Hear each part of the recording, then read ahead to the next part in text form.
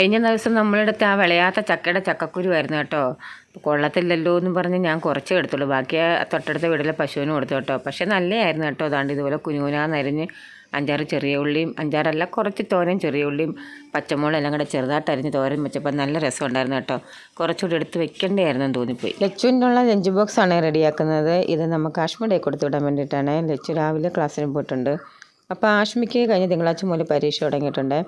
അപ്പം പ്രശ്നം എന്താണെന്ന് വെച്ചിട്ടുണ്ടെങ്കിൽ ഇവിടെ ആഷ്മിക്ക് ഇപ്പം ഒന്നിൽ ഉച്ച വരെ ആയിരിക്കും പരീക്ഷ, അല്ലെങ്കിൽ ഉച്ച കഴിഞ്ഞിട്ടായിരിക്കും. അപ്പോൾ ഇതിൻ്റെ ഇടയ്ക്കുള്ള സമയം ക്ലാസ് ഉണ്ടെന്നും പറഞ്ഞാണ് പിടിച്ചിരുത്തേക്കുന്നത്. പിള്ളേർ റിവിഷനാണെന്നും പറഞ്ഞൊക്കെയാണ്. പക്ഷേ റിവിഷനും ഇല്ല, ഒന്നുമില്ല. അവരവിടെ വെറുതെ ഇരുന്ന് കളിക്കുകയൊക്കെ ചെയ്യട്ടോ.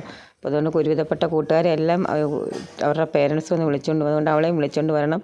അതുകൊണ്ട് ഇന്ന് രാവിലെയാണ് പരീക്ഷ.